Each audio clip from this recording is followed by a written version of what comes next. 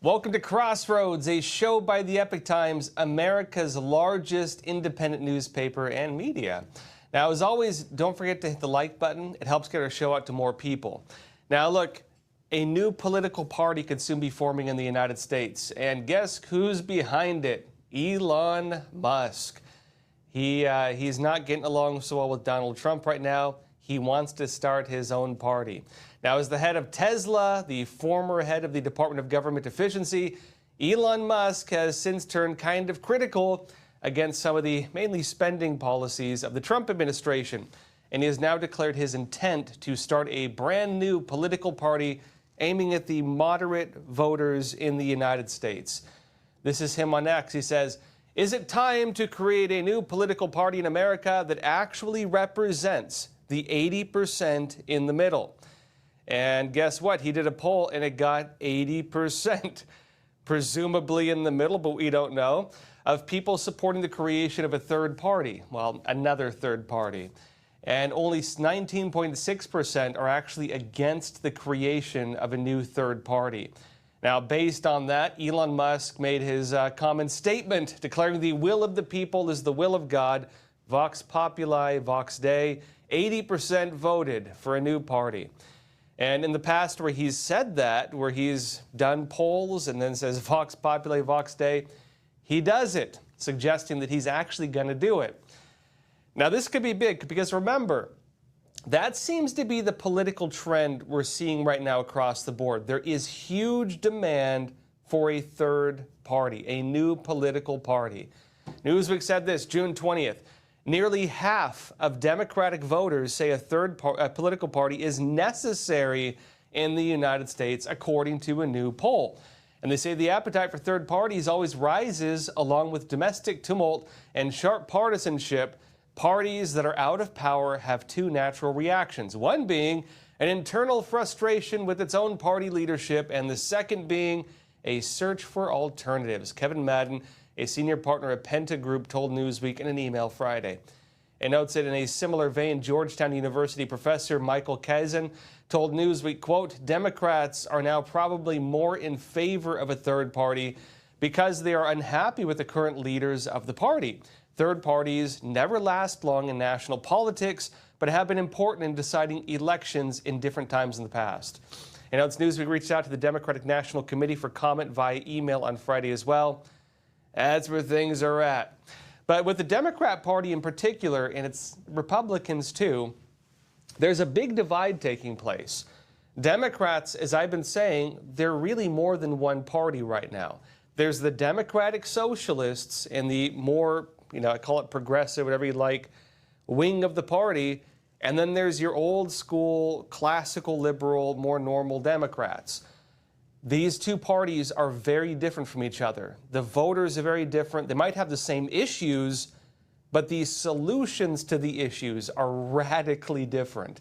And a lot of them are saying, you guys are too extreme for me. You've gone too far. I'm having trouble staying with this one, guys. And you could say the same thing with Republicans. There are a lot of old school Republicans, more like Reagan era, who don't necessarily like the Trump administration's policies. They might like what he does. They might not like how he does it sometimes. It's kind of the more common thing you hear. And so there is a large amount of voters who still probably vote with their party, but they might not fully agree with everything they're doing. And so there is a chance for this. Now, New York City has become an example of this kind of battleground we're seeing develop right now. A Democratic Socialist, some would say a communist, but Democratic Socialist, has won the Democrat primary. And so the competing candidates, what are they doing? Mayor Adams, former Governor Cuomo, what are they doing? They're still running. They're not dropping out. They're actually running independently.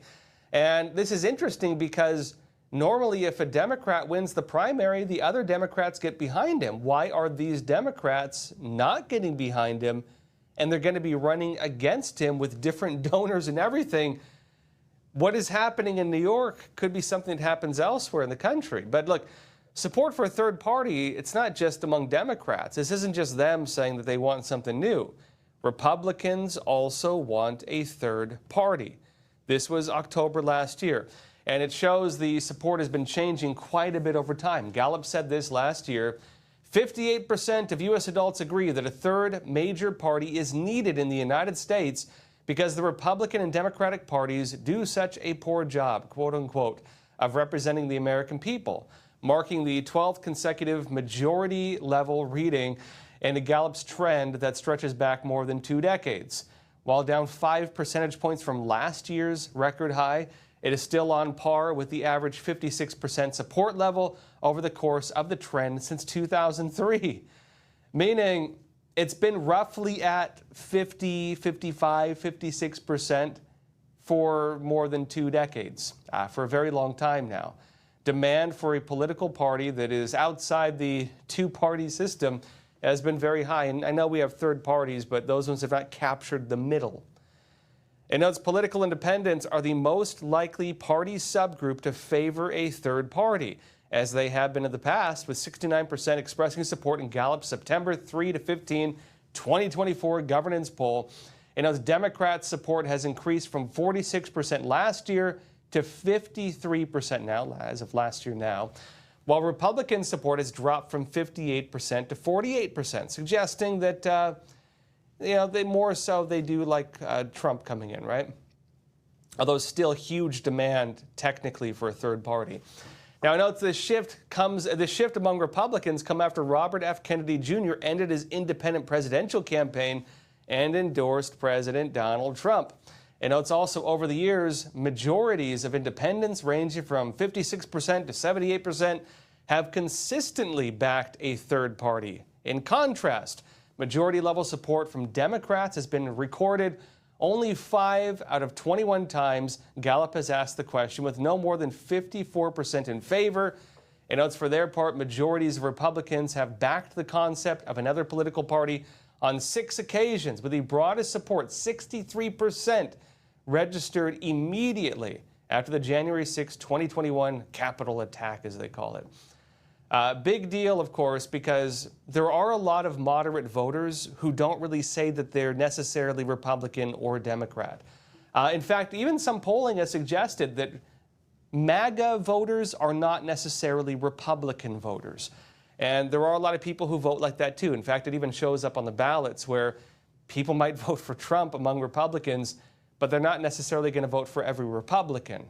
It's an interesting shift right now where, again, once Trump does leave office, we will see what happens at the Republican Party. But there's a big shakeup taking place across the board. It does seem that moderate Americans want representation. People in the middle want representation. Now, interestingly, a big part of the reason why Elon Musk is now pushing for a third party, it's because of his disagreements on high government spending. There's different takes on this. If you were to ask Donald Trump is saying it's because they're cutting the subsidies of like Tesla and electric cars and so on. Believe which side you want. But remember, Elon Musk was in charge of the Doge department, and his job was to try to identify and then help cut government spending. And imagine if you spent all this time trying to cut government spending and they get rid of the cap on government spending and want to spend money through the roof, which is now happening. Elon Musk has been very vocal about the large increases in government spending that are now going through with the big, beautiful bill, which is now officially passed the Senate. But because it's been amended, the amendments have to head back to the House of Representatives for yet another round of voting, and we'll see what happens with that. Epoch Times said the Senate passed its version of the One Big Beautiful Bill Act at midday on July 1st after a vote-a-rama that began the previous day and continued through the night because they made them read the entire thing. Now, notes that Vice President J.D. Vance broke a 50-50 tie to secure passage of the bill, and notes the passage is a significant political win for President Donald Trump, enacting provisions for critical elements of his second-term agenda, including increased border security, the extension of the 2017 tax cuts, rescinding so-called green energy tax credits, like electric cars, which will, of course, affect Tesla, and also no tax on tips or overtime. It's a lot more to it than that, but we're not going to be talking for 16 hours, so I'll keep you updated as that goes forward. But note this. With the package now heading to the House, Medicaid cuts are likely to be a primary concern for many Republicans from purple districts. Moderates like Representative Nicole Malliotakis, Republican from New York, and other Republican lawmakers, particularly from states like New York and California, were persuaded to advance the bill through the House in earlier votes. Anybody who's wondering about the cuts to Medicare and Medicaid, basically it's like this. They're creating an 80-hour work requirement if you want to get Medicaid and you're able-bodied. So if you've been getting Medicaid and you're capable of working, you might lose it unless you work 80 hours a week, or 80 hours a month, I'm sorry. So you got to work a part-time job. That is the requirement with it. Elderly people who are actually disabled, it will not affect you. And also, if you're an illegal immigrant, illegal immigrants are, for the most part, looking like they're going to lose health care. Some would argue they should not have gotten it in the first place. The way it's going to work, though, because from the federal level, they're not able to get health care. Elon Musk has been raising this, saying, why do you have to pass it? There's a loophole they've been taking advantage of. And basically what they're doing is there are some states in the United States at a state level give free health care to illegal immigrants. And what the Trump administration is going to do is if the states continue giving free health care to illegal immigrants, they're going to cut the amount of money they get from Medicare and Medicaid. That's how it's going to work. And so when you hear the narratives of they're going to cut it, that's the basis of it. On that point, the Senate made a few changes to it, which is why it's heading back to the House of Representatives. I'll go over more of what's actually in it when it passes. Otherwise, we're just going to be talking about possibilities here. But on a key point, this one turned out to be pretty divisive. It barely passed. Again, J.D. Vance was the tie-breaking vote on this.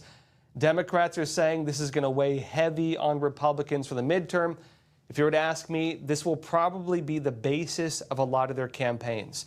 You're probably going to hear the political campaigns being like, Republicans want to get rid of your health care. They want to get rid of Medicaid. They are willing to do this to you. That'll probably be the narrative. And normally I'd say the public has a short memory with controversies like this, depending on the long-term impact. I think this one actually is going to have a lasting impact. And the main reason, at least among Trump voters, is because of Elon Musk moving to create a third party. This is going to have a long-term, deep memory type impact. Core memory, you might call it. Your questions, comments, anything you want to talk about, leave it in the chat. Let's jump into some questions. First off, Flying Squirrel. You're saying the Founding Fathers warned us about established political parties. It's actually slightly different than that. So when people say that George Washington would be turning in his grave, what they point to is George Washington's opposition of the democratic societies. Kind of forgotten history.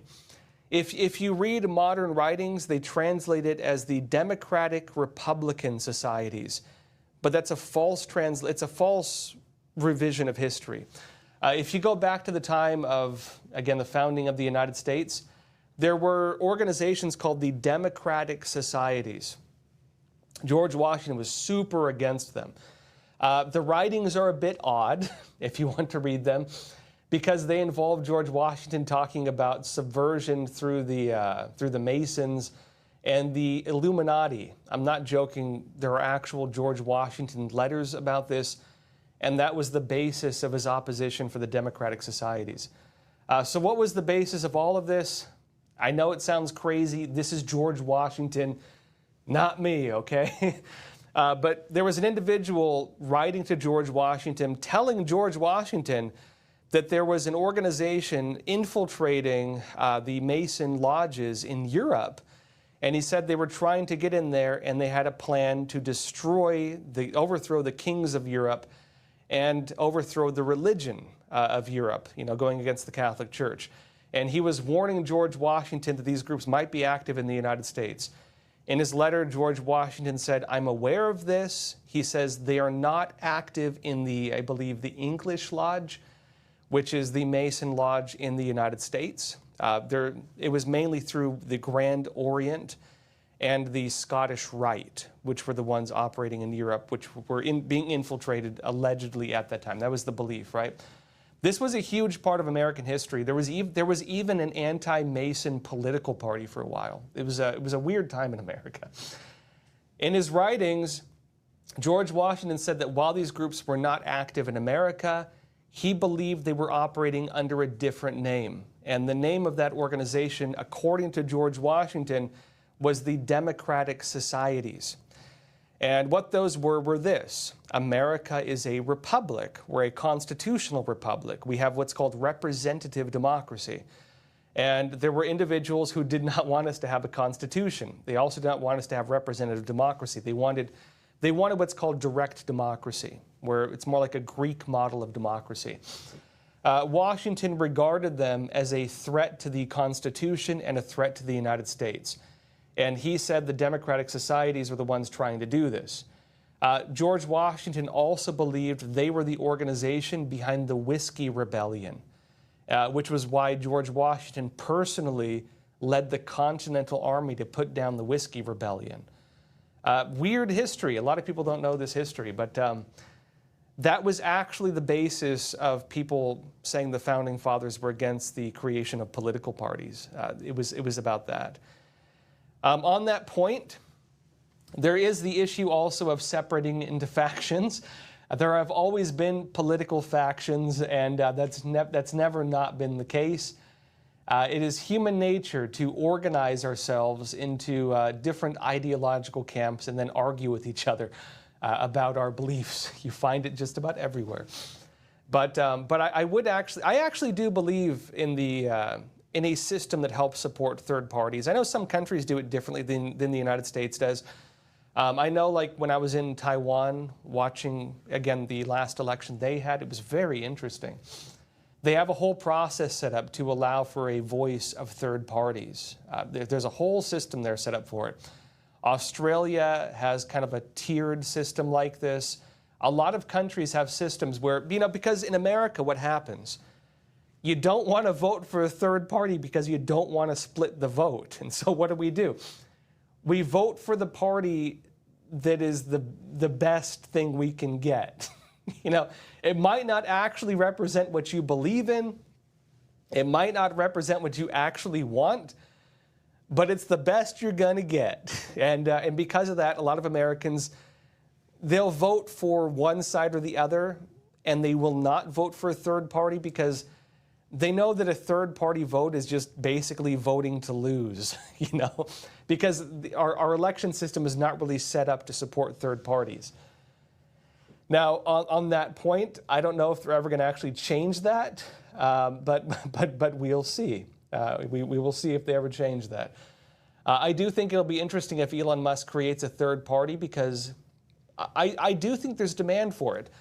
Case in point, look at RFK Jr. RFK Jr. was going to run under a third party. Donald Trump in 2016 was going to run as a third party candidate. Does anybody remember the Tea Party? The Tea Party actually represented a huge potential third party among Republicans. I would say DSA, the Democratic Socialists of America, they're technically a third party. Many Democrats wish they would act more like a third party and not run in their primaries. But I do think there is a lot of demand for a third party. I do think you could see it because a lot of people vote for one of the two parties, but the two parties don't necessarily represent more perfectly what they would actually want. And the effect of that is, we're oftentimes represented by policies that not everybody fully agrees with, even if it's on their side of the aisle. And I think it'll be interesting. We'll see how they work it. Another question here. The 1MS. You're saying, my son is an electrical engineer in the automotive industry. His concern with all the factories coming back from Mexico and China is what's going to happen to American engineering. Will it remain here in the U.S. or will it end up in China or Mexico? Yeah, so that is one of the things that people are concerned about when it comes to the moving of factories. So America right now, one of the last finger we have holding on the ledge of losing our entire competitive edge in the world is that we still do most of the inventing and forward movement, and we're the engineers. We're the guys who come up with the designs, and then other people steal it from us, but we do it, right? Yeah, they steal it from us, but we thought of it, right? That's the American strength on the manufacturing front. We don't actually build it. And the effect of it is this. You have American companies that do research and development, that do the next big product and so on, and we manufacture those products in other countries. Now, many people point out that's not a long-term solution to anything, because what's going to happen when you disconnect the engineers from the production, eventually the people who are actually on the ground building things, have the actually hold it in their hands and see how it works, they're the ones who see, how could I make this better? How could I improve this? And if you put your factories in other countries, eventually the people developing those products in other countries, they're going to be like, you know what, maybe I'll start my own company. Maybe I will found something. Maybe I'll create a new product and I'll compete with this guy because I can make this better. And over the course of time, what have you seen? You're seeing a lot of international competition based on American-designed products. That is the case. Whether by honest means or dishonest means, that is the case. Some would also say, though, that artificial intelligence could kind of undo the entire basis of copyright, because people are just making designs using artificial intelligence and they're registering the copyright on it. Actually, I want to do something probably deeper on that in the future. That's going to be a big issue, the influence of AI with, with inventing and so on. That being said, if America brings its factories back to the United States, we're not going to lose our engineers. If we keep them in other countries, eventually we probably will lose our engineers. And so by bringing the factories back, we will probably also regain the more forward movement when it comes to engineers and research and development and pushing forward on that. Interesting story too. When I was a kid, I wanted to be an engineer. My dad has done tons of different things, but he worked as an aerospace engineer for a while at a company called Teledyne Ryan. And interestingly, he didn't graduate from college, but they needed somebody who knew how to do fiberglass. And because he had a business before that making surfboards and catamarans, he knew how to do fiberglass really well. And so they hired him on that. And he ended up becoming a pretty good engineer, actually. He helped develop some of the original drones for the military, actually. So, interesting stuff, right? Special nobody, you're saying, I see it as a change. I see it as change costs money. Hopefully that change spurs more manufacturing here and more money staying here and flowing here to, along with Doge cuts, start paying down the debt. Yeah, so when it comes to the big, beautiful bill, that's the argument. And some people agree with it and some people don't, right? We're going to spend our way out of debt. That's what they're doing. Is that going to work? I don't know. But I can tell you what they're doing with it, right? The argument from the Trump side is that we are on a long-term path to destruction, maybe a short-term path to destruction. And they're saying that when it comes to the tariffs, when it comes to the international trade wars, all of these things, all of this is dependent on the return of American manufacturing. That is what we need. If, again, people are saying that a tariff is a tax on foreign goods, it's a tax on products, not if they build it in America. The problem you have with a lot of products is they don't build it in America. And so, we import too much. If you want to bring back American manufacturing, which is the goal, which is what will bring jobs here, which is what will keep the money flowing in our economy, which will stop money from flowing out and bleeding the country out, which is the way, outflow of money works. It's like you're bleeding. You're losing your blood. And you can only lose so much before your economy dies. They need manufacturing. So the argument for the Trump side is you need to kind of jumpstart it. But actually, there has not been a lot of talk about this. What they're doing is they're telling companies, if you move your factories back to the United States, you don't have to pay tariffs, and they will also find ways to write off or reimburse in some way the cost of moving their factories back here. And so they need money to do it. That's the argument. They need money to do it. They need the money also for mass deportations.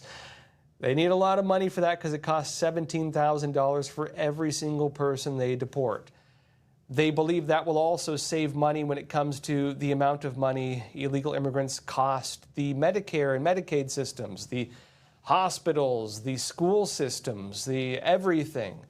All the money we've been spending to take care of them. Law enforcement. Do you know the murder rate just hit the lowest ever on record for the United States? What changed that caused the murder rate to reach its lowest ever record? Maybe we've gotten rid of the murderers. That's a good concept, right? And so that's the basis of the thinking for it. The other criticism of that, the other side of the aisle, is you want to spend money to cut spending. I don't know about that, buddy. And so Elon Musk is a big critic of that. He's saying, look, the reason a debt ceiling exists is to have a ceiling on the amount of debt you can go into. If you want, because they're talking about getting rid of the debt ceiling. If you want to be able to go into debt as much as possible, you are not fixing the problem, you're making it worse. And the more debt we go into, the more interest we pay on debt. And the banks are making out like bandits. They love it because they collect all that interest. But the American people are suffering in the long term because debt is not just debt. Debt is money we have to pay every single year in interest. And you can only pay so much interest before basically your entire tax system is just going to interest rates. And the Fed's not changing its interest rates either. So that's the other side of the argument. I mean, I'm curious, where do y'all stand on this? Let me know in the chat where you stand on this. I'm actually curious where you all stand. Anthony Evelyn, you're saying, it seems Elon's proposed party is a libertarian party. I think Elon Musk actually is kind of a libertarian. I do think, though, the libertarians, if they change their policies a little bit, they could actually capture a lot more Democrats. I do think the Libertarian Party, the way they present themselves is not does not resonate very well with Democrats. But I would say a lot of Democrats are classical liberals. And if you go into classical liberalism, what's classical liberalism? Classical liberalism was Adam Smith. Classical liberalism was Frederick Bastiat. Classical liberalism was the anti-communists in the Frankfurt School, not the Frankfurt School, different, very different. And the School of Austrian Economics, sorry, very, very different from the Frankfurt School. Guys like Ludwig von Mises, you know, Austrian economics, those are classical liberals. And so if you were to have a classical liberal party, you would get libertarians, you would get, you'd probably get more centrist Democrats. You'd probably get some of the confused youth who don't understand the nature of economics and leads them to align with socialism. I personally think a lot of them are not, they don't actually, if they understood communism well enough, they would not support socialism, which is why I do think a lot of them grow out of it. It's because, you know, what's the narrative, right? Oh, corporate greed. You know, Ludwig von Mises pointed out in his book, Planned Chaos, that a lot of the criticisms of capitalism are not criticisms of actual capitalism. The criticisms of capitalism and of, you know, Western states and free market economies, the criticisms are actually criticisms of state interventionism and the negative effects that state interventionism has had on capitalism. And so when you have kids complaining about corporate corruption and greed and monopoly and all these things, what they're criticizing is cronyism. They're criticizing cronyism and the effects of state interventionism. And if you could have a political party that could communicate that well, you would probably pull a lot of those kids away from socialism, because they would realize, oh, these guys don't actually represent what I actually believe. They're people who believe in, dialect. They believe in the ideology of struggle and, driving wedges between people. The basis of communism is dialectical materialism, not economics. They don't get rid of the factories, to tell you that. If anything, they'll make you a slave to the factories. So, there's a lot of bad messaging. And also, I'd say even among conservatives, if you go to middle America, what do people say? All right, you tell me. I know a lot of you are in, Arkansas and other parts of the U.S. How many of you actually care, like, how your neighbor chooses to live their lives? Like, really, as long as they're not bothering you, how many of you actually care what other people do? I'd say most Americans are classical liberals. We believe in, I do me, you do you. But if you start trying to force stuff on me, that's when I'm going to push back. You know what I mean?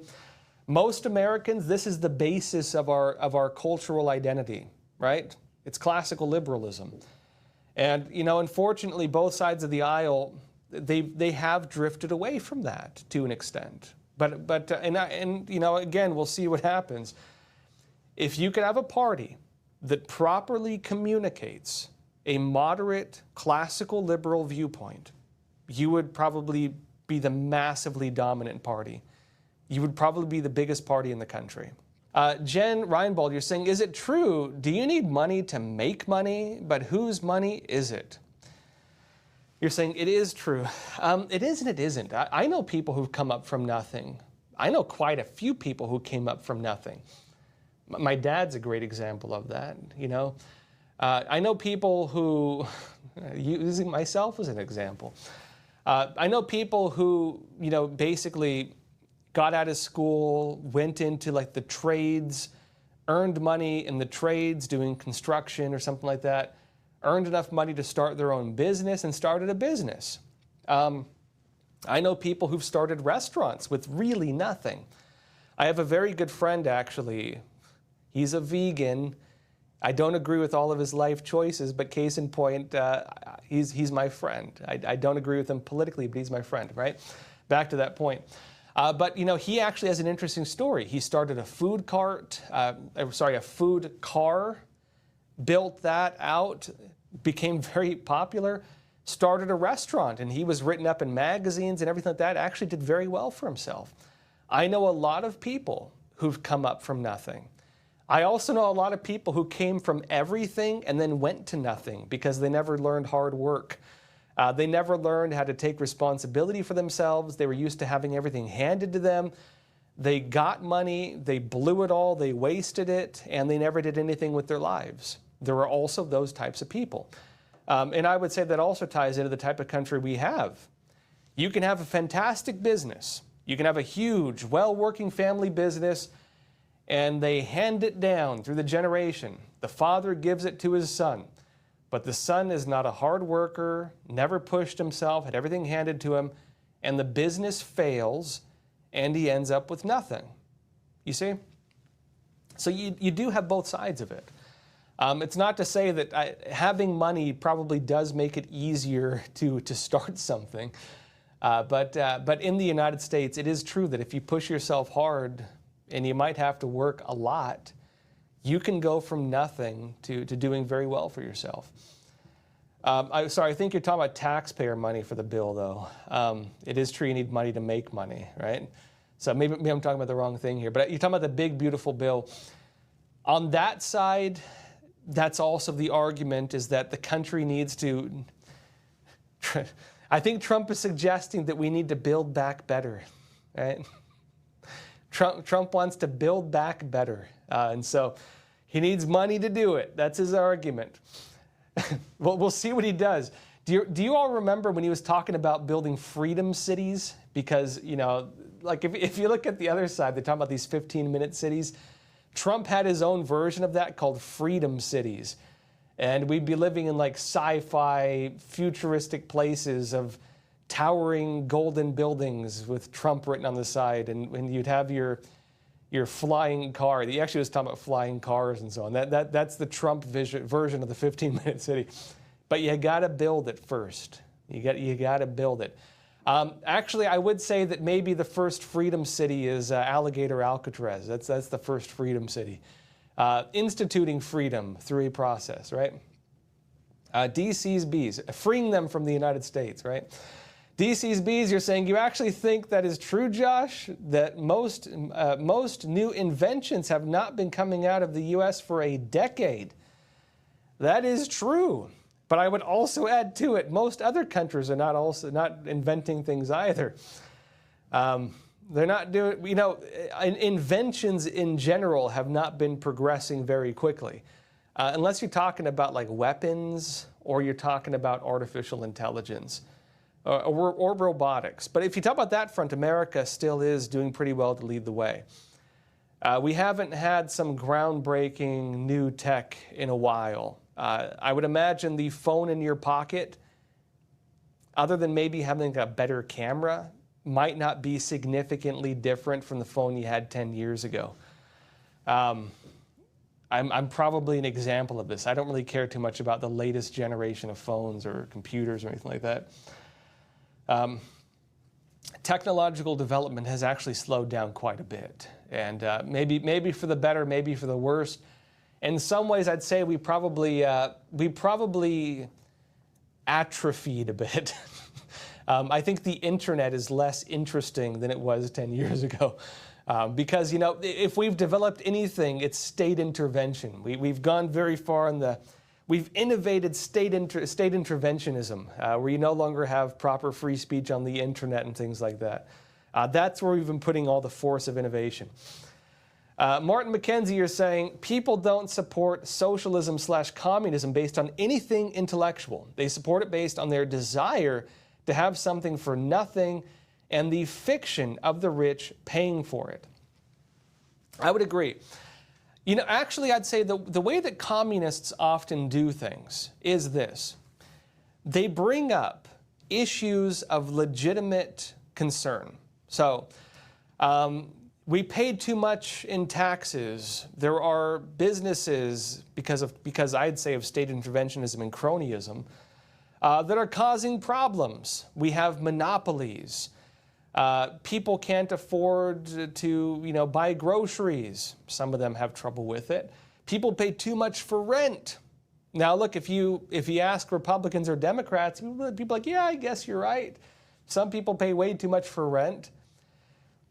Communists do that. So they'll list out all of your concerns. They'll do that, right? In New York, that's the main line of the new candidate they have. They'll list out all the problems you're facing, and they'll exaggerate it a bit, right? Then what they'll do, and this is where they go off the deep end, they blame one group for it. So, for example, Mao Zedong said, all these problems in society, who's to blame? It's the landlords. Joseph Stalin, of course, well, maybe he's a bad example. Vladimir Lenin, who did he blame? Right, because Stalin was more like persecuting his own people, right? Vladimir Lenin, who did he blame? It's like you have all these problems. Who's to blame? It's the wealthy peasants, the kulaks, Pol Pot in the Khmer Rouge in Cambodia. Who did he blame? It's the intellectuals. It's the intellectuals. Hitler, who did he say was to blame? Oh, it's the Jewish people, right? So he labeled them. Who do you have right now under the different movements in the United States? If you go by the feminist communist movement, it's men. Men are to blame for all the problems. It's toxic masculinity. If you go by the Black liberation movement, who do they blame? It's white people. They're to blame for everything. White colonialism. If you talk about the new narrative in being run by most communists, who are they blaming? It's the evil 1%, the big greedy corporations, the billionaires and the millionaires. It's those people who are to blame. They're the ones who are causing every single problem I've listed out. And then what do? Then they come up with a very kind of radical solution, oftentimes being, we're going to rob that group of people and we're going to give it to you. So Lenin, what did he do? Well, he robbed and killed the wealthy peasants, which led to famine, by the way. What did Pol Pot do? They went into the cities and they massacred people. They put them in the killing fields. They massacred them. They killed them. Then the country had a famine. China, what did they do? They killed all the landlords and they persecuted them. Then they had a famine. What did Hitler do? They made the concentration camps and they exterminated the Jewish people. And then they had a massive war that led to the destruction of their country. You know, they keep doing that, right? And so what is the current, where are we at on that spectrum? They name all of the concerns you have. They blame a group of people as being solely responsible for all of your concerns. They say the solution to all of your concerns is robbing them and then giving you some of it, maybe not all of it. That goes to the people. That money goes to the people, not you as a person, but to the people, meaning me, the government, right? Or meaning me, the party leader. That's what they really mean, right? And then, of course, they murder or label or tear people down, and then they destroy the economy, right? So we're right there. We're right there right now. But that's also I think the deception in communism. It's why a lot of kids fall for it.